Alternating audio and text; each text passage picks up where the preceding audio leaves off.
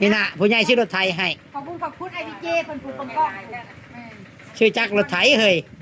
ขนาดขอบคุณร่างไอ้ดีเจเนาะขอบคุณที่ว่าไอ้ได้มีใจช่วยขน้อยได้ให้ขน้อยได้มีแจ็ครถไถมาเขาหน่อยก็ดีใจลายเนาะเขาหน่อยก็ขอให้พระเจ้าอวยพรไอ้ดีเจมีสุขภาพร่างกายแข็งแรงธุรกิจการงานที่ไอ้เฮ็ดไอ้ทำอยู่ตอนนี้ก็ให้จะเดินคุ้มเครื่องขึ้นในเงินเดือนละลายเนาะขอบคุณพระเจ้าขอพระเจ้าอวยพรไอ้เด้อ อวยพรสลากับเปื่อยหักเพิ่นน้ ขน้อยก็ขออวยพรให้เมสลา ำกับเปื่อยหักเพิ่นแม่น ที่ได้ส่วนขน้อยมาโดยตลอดเนาะจนขน้อยได้มีชีวิตอยู่ถึงทุกมื้อนี้ได้มีสุขภาพร่างกาย โอ้ยมาใกล้ๆกันเนี่ยพ่อกับลูกสบายดีเนี่ยยกมือสบายดีเนี่ยเกือบบ่เห็นกันเนาะก็ขอไปปะโซนทางกันในรถกินนี่พวกกำลังเสียน มาเอายาสิไปหมุก อันดีใจน้ำสบัวเนาะไอ้ผู้ใหญ่ก็ฝากเงินมาให้เราซื้อรถไถสบายบางคนรู้จักบุญคุณเห็นบ่เพราะฉะนั้นเขารู้จักบุญคุณแบบ ชื่อไทย มีผู้ใหญ่ชื่อรถไถให้ชาวบัวบ่เนี่ย โดยอะไรสกึมปลา เราคนรู้จักบุญคุณคนบ่ประมาทบุญคุณก็ได้สละตุสิเลย หูจักนกหูจักเจ้า แม่น โดยเนาะ แม่น เจ้าจักโด บ่เท่บ่นี่ อ้าวแท้เลย แค่แล้ว ผู้ใหญ่แซงได้อะนะ ทางต่างประเทศอเมริกาเพิ่นก็เว้าโดนเนาะบัวเนาะอัศบัวก็บอกไอบีเจเนาะเพิ่นรู้จักกันในกลุ่มแหละแต่ว่าสบัวก็รอคอยเป็นปีเลยแบบมันสิว่าได้ง่ายเนาะบัวเนาะแบบเว้าไม่เพิ่น ดีเพิ่นบอกว่าตั้งแต่เดือน1เดือน2เนาะ ไอ้ดีเจ ไอบีเจแม่นแม่นสิว่าได้ง่ายกับได้ยากกับฮู้จักบุญคุณเพิ่นอันนี้เพิ่นก็เพิ่นสิให้ ชาวบัวก็บ่ได้เคยจมเคยได้ผู้ใหญ่ แม่น เนาะ บ่ ขน้อยก็บ่ได้ว่าจังไดแม้แต่ว่าให้ก็ขอบคุณพระเจ้าเพิ่นบ่ให้ก็แบบพระเจ้าขอบคุณพระเจ้าคือเก่าหั่นนะแบบว่ามันก็ได้แต่ คุณเพิ่นนำเลยเนาะ ไม่ได้แบบเป็นเวลาของพระเจ้าอะค่ะอะไรก็บ่ได้คิดว่ามันเฮาสิซีเรียสว่าเพิ่นบ่ให้แต่ว่าเส้นว่าสิเฮาก็บ่ได้คิดไป เพิ่นบ่ให้แล้วก็ยาซั่นซี่นะตุสิเราก็บ่เคยให้ผู้ใหญ่ใจดี เจ้าสิว่าเอาไปเจ้าได้บัด อัน ผู้ นี้ ใหญ่ เป็นแบบอย่างที่ดีได้เนาะ แม่น นี่แล้วมันแบบอย่างที่ดี เจ้าว่าอะไรเพราะว่าจะได้เอาไปพัน10กับพันแล้วบ่ได้แต่บัวเจ้าก็หยุดคืนนะ ได้เอาไปขายได้ชาวบัว บ่ขาย มาขึ้นได้ดิ บ่ได้คิดในแบบบ่ได้มีในใจได้นะแบบว่าสิเอาไปขายไม่แต่ว่าหักแพงมันเฮ็ดหยังก็ไม่แต่ว่าอย่ามันเทเท่านั้น ได้ใจขน้อยนะเดี๋ยวคนอื่นสนุกเขาได้กับ เท่าได้บัวลดนะมื้อหนึ่งบ่รู้มื้อสอง มื้อนึง เท่าไร 10,000กว่าบาท เอาคือถึกแต่ตุสิ อ้าว มีแต่จักมัน จั เนาะ กมัน ซื้อจักมัน เพิ่นชื่อตะจักให้ เพราะว่าโครงมันเฮาเขาน้อยก็ได้บอกเพิ่นแล้วว่าโครงมันใช้ได้อยู่เอาแต่จักขน้อยบอกเพิ่นแบบนี้เขาเลยก็บ่ได้ว่าว่าอย่างนั้นมันคันหั่นนะ อืม ได้แต่จักมัน พอได้เห็ดหน้าติ คงมันยังบ่ได้แปลงเพื่อ อ่า ยังดีเลย อืมสำนักเขาก็ดีใจในตัวสิเด้ โยสำไรก็ดีใจแล้วผู้ใหญ่ให้เนาะ ดีแล้ว เป็นทานให้เฮาเนาะเป็นมอบให้เฮาก็ดีใจเลย ใจแล้ว รักษาไว้เนาะ ได้เห็ดให้เห็ดหน้าปีนเอาตัวเก่าไปใช่ซะ ก็อยู่เพื่อนแล้วบ่ได้แปลงมันเลย มันเป็นหยังมันเพ มันเทมันหักเครื่องในบ่แปลงเบิดลายเกือบหมื่นบ่ได้คือยาเลยบ่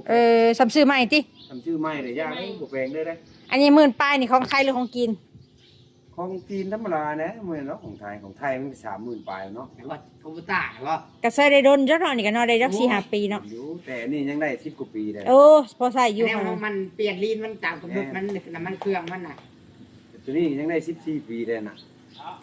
พอได้โดนอยู่เนาะ โดย ถ้าขึ้นบ่อยบ้าไปซื้อหรือว่าอะไร บ่ได้พาเราไปได้บ่ได้พาไปได้ข่อยบ่ได้พาไปข่อยสิมามอบเงินเราซื้อๆ เงินให้ไปซื้อเอง ตัวไทยก็แบบ30,000กว่าบาทอะไรก็มีอยู่แต่ขน้อยก็บอก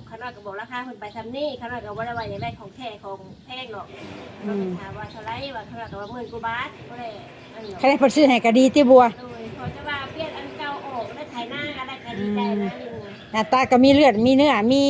สีดำสีแดงได้ตุชิดได้หนาเราใสขึ้น เล เลย ย ไงเนาะ เอาเลย แต่ว่ามือนั่นข่อยทายเพิ่นมือเพิ่นล่มมัน เหลื้องอ่ะนะ อ๋อโธ่ น่าจะลุกเนาะ จนข่อยจนชันก็แล้วข่อยกะ ตอนนี้เราตุยพี่ดีงามเลยเรากะบ่ตายยังเอสลาได้เรากะมาต่ออายุให้เรา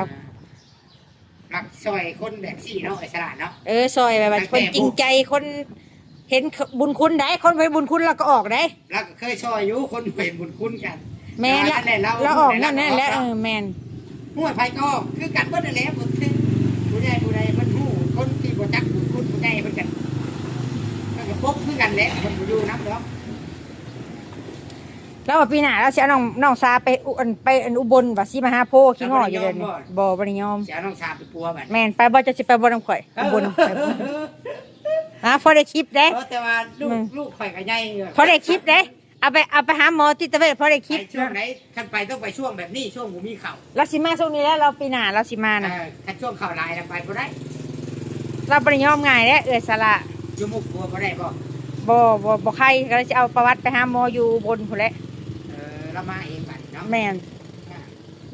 เมื่อนั้นนางบัวแชทหาว่าฮอดกำหนดแบบหมอนัดก็บ่เป็นหยังว่ามันบ่ได้เจ็บบ่ได้ปวดนอกจากมันเจ็บมันปวดเขาจะให้ไปกวดคืนนั่นบ่นั้นใส่ท่อนะบ่ได้ลืมหมอบอกเดียวคันบ่เจ็บบ่ได้ปวดก็บ่ต้องมันว่ะบ่เป็นหยังบ่ได้อักเสบ ธรรมดานะแต่ว่าเขามือเลยเขาก็บอกไป เพราะว่ามันเป็นแบบติดแบบทาวรเด้ติดได้แบบทาวร บัดปัวนะได้ค่ะปัวอยู่แท้เด้ มื่อนี้ไปเฮ็ดงานนะอาจารย์ช่วยมื่อนี้เพราะว่าเฮ็ดงานช่วย ไปนำ ไปทาสีโบสถ์บ่ ว่าผมเฮ็ดงาน โรงงานเราออกแล้วบ่เราไปเฮ็ด ออกแล้วออกมาได้แบบว่าเฮายามให้ยามหน้าอะไรสิลงไปอัน เบิ่งสิเอาเงินให้เรา ลงไปไถนาเฮ็ดก้าแล้วบัดนี้ก้าในไทยแล้วสิไปบ้านก้าแล้วบัดนี้ ทันเวลาพอดีเนาะ เวลาพอดี เราดูก็บ่ซัน ไทยหุดไทยแล้วบ่หุดซะ ยังแล้วมีรถ จังร้อยกว่าบัว 600 ยังบ่ได้ไปนะไป อันนี้พี่น้อง ซื้อ โอ้สิแหละคนจักบุญ$600บ่ เออ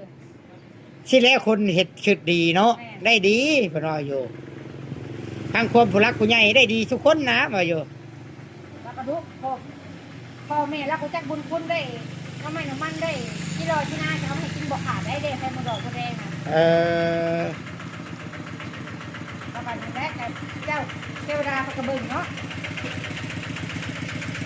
เฮ้ยจักใส่นาน่ะ หมื่นเท่าไหร่จะว่าอย่างนี้ ตามได้มีพวกมันมีหลายอันมีเดี๋ยวนี้ได้สักกึม มันมีหลาย สมมุติว่าจักกะมันมีหลายแห้ง9แห้ง10แห้ง11ก็ได้แห้งหลายแห้งนะ ปลายตัวนี้แบบคันว่าของไทย30,000ปลายเนาะ แล้วแต่ยี่ห้อแบบรถลีโวเฮานี่แหละ มันมีตัวท็อปตัวธรรมดาตัวนั่น ค่าสายตัวเนาะ อ่า โอ้สะบัวกะเนาะบุญมาฮอด สบัวได้รถไทย นี่ก่อน นี่นะผู้ใหญ่ชื่อรถไทยให้ ขอบคุณไอพีเจคนปลูกกล้อง ชื่อจักรรถไถเฮ้ย ขนาดขอบคุณร่างอ้ายดีเจเนาะขอบคุณที่ว่าอ้ายได้มีใจช่วยขน้อยได้ให้ขน้อยได้มีแจ็ครถไถนาเขาหน่อยก็ดีใจลายเนาะเขาหน่อยก็ขอให้พระเจ้าอวยพรอ้ายดีเจมีสุขภาพร่างกายแข็งแรงธุรกิจการงานที่อ้ายเฮ็ดอ้ายทำอยู่ตอนนี้ก็ให้เจริญรุ่งเรืองขึ้นในเงินเดือนละลายเนาะขอบคุณพระเจ้าขอบเจ้าอวยพรอ้ายเด้อ อวยพรเอื้อสลากับเอื้อหักเพิ่นน้ ขน้อยก็ขออวยพรให้เมสลา ำกับเอื้อหักเพิ่นแม่น ที่ได้สอนขน้อยมาโดยตลอดเนาะจนขน้อยได้มีชีวิตอยู่ถึงทุกมื้อนี้ได้มีสุขภาพร่างกายแข็งแรงเนาะนักเมสลาได้หักของเมสลาได้มีสุขภาพร่างกายแข็งแรงปฏิบัติโรคภัยไข้เจ็บธุรกิจการงานราบรื่นสาธุเนาะดีใจน้ำสะบัวเนี่ยเซรถไทยเฮ็ดหน้าเลยปีนี้ดีใจบ่ตะบุญเจ้า ดีใจผู้เจ้าก็มีว่าดีใจอื่นเลย คันเพิ่นอยู่นี่ก็พอสิกราบเพิ่นเมื่อไหร่ติ โอ้ย แล้วเนี่ยเบิดใส่แล้วไปใส่ก็บ่ได้ครบปากครบโปะดงได้บ่ได้2ผัวเมียแล้วน่ะ ไล่ทั้งดูไล่ทั้ง ได้ชีวิตลูกคืนมาอีกเนาะ ชีวิตเบิดทุกคน ดีใจบ่สักกึมเอาไปปัวนี่ ดีแล้ว จันว่าอันคือพิษที่ให้เราไป บ่ ปัว คิดไปนี่แบบนั้นนะบ่ได้คิดแบบนั้น มีจะคิดว่ามาสาก เนี่ เกิ ย น ตัว ไป เองยังเช่าคือกันนี่นะพญานี่นะ คิดว่า เช่าคือ มา กัน หูจักแล้วสากเกินไป เห็นเราซาโพดดิเรามาเห็นซาโพดสิยาเนาะ แม่น ตอนนั้นข่อยบ่ได้อยู่ท้ายตัวทิศข่อยไปขอนแก่นนะแม่สิพิมพ์เด้ เอ ตอนนั้นข่อยก็เบิ่งคลิปคนบ้านเฮาอยู่แตกมือบึ้มตอนมีกระแสน่ะ ฮอดโทรทัศน์ถึงกระทึกนึงน้องแบบบ่ได้ไปน้ำส่ง บัดเด้อสิเว้าสะบัวเราบุญมีแล้วข่อยมาทานที่ละเอื้อสลาอยากให้เอาเซานางผู้ได้ไปปัวน่ะนางอยู่บ้านนั่นน่ะที่ว่าอันสายบุญซุมน่ะไปปัวตอนน่ะแต่ว่ามาบ่ทันตอนตายป้าซื่อๆนั่นน่ะ อันนั้นตายนะบ่ แม่นเอื้อสลาอย่าเอาอันนั้นพูดไปตอนน่ะบ่ได้ว่าสิเอาสะบัวไปได้ตอนน่ะแล้วนางบัวยังบ่ได้เฒ่าได้ตอนน่ะยังเป็นยังบ่ได้พอกไตตอนน่ะ